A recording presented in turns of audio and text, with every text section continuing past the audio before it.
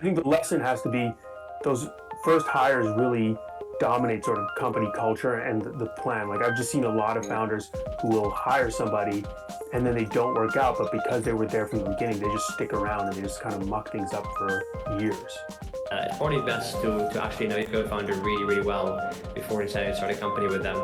Something we definitely look for is, have you had past experience working together as a team before we decide to invest?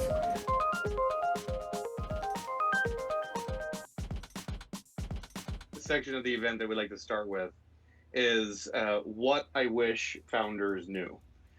So it's the portion of the show where we kind of dive into maybe something that happened to us this week or last week, because the goal is like stories, real stories of something that happened, and maybe some information that might help founders in the audience and founders who are watching with your experience, talking to founders. So what is something that happened this week and you just thought, gosh, I wish founders knew blank? Yeah, this is Rohit. I can jump in there. I met a really great founder, really great company, really great product. I think the founder she's super green, like green as in she's very new to this. And I think part of where we sit as a fund is, my partner and I've kind of looked at this and we're like trying to understand where she's going with this. Like not just product wise, but like hiring wise and team wise. Like there's just a lot of stuff that I think that founders don't know until they're there, and they're like, well, why are you hiring this person to do this job? And it's not. I don't think with her it's a matter of like these people were around, but like really optimizing for those early hires. Wait, so when you say they're green, are you saying?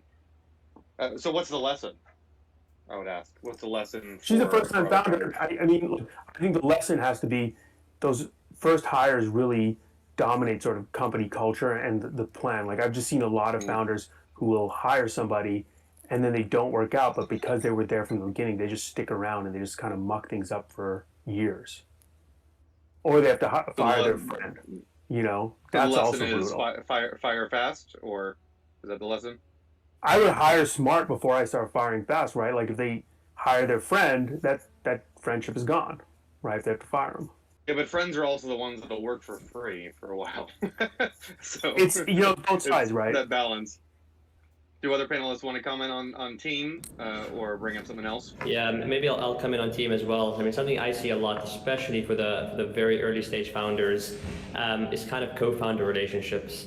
I think a lot of people get excited with their friends and they decide to sort of come together without actually knowing whether they work well together or not, or whether they have complementary skill sets. And it kind of all, it kind of all just passes over until money's in the question. And if they're fundraising properly, that's where a lot of co-founder tensions come into play. I mean, I've been on calls with two co-founders and they're like disagreeing with each other in front of me and on the call. That's like a very, very, very bad image. So I mean, you should treat starting a company as a marriage, and it's probably best to actually know your co-founder really, really well before deciding to start a company with them.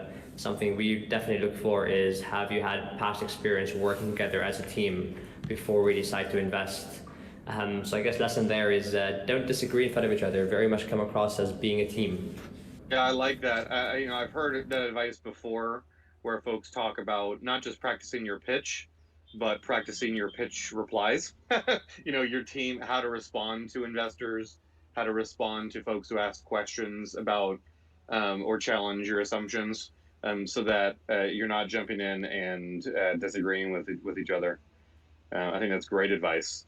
Sure, happy to build up on what has been said. I think you mentioned marriage, and super interesting because over the past couple of weeks, I really emphasized with the founders and the teams I worked with that building your company and finding the right co-founder is sort of like dating. Like you need to try working with people and try as much as you can kind of date in a very liberal way before actually tying the knot and going all in with one person, because if you want to build something that will scale and be successful, you need to also look on the long term. And sometimes people think they're friends, they've never worked together and they can build something together, but it's a very different relationship that you will build. So yeah, I would say try before settling and getting married and building the business.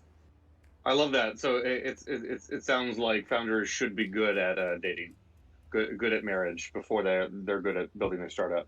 Then Yeah, that would be a almost. I mean, benefit for them. realistically, you're gonna spend more time with your co-founder than with your spouse or your boyfriend or girlfriend. So you should be confident in that choice.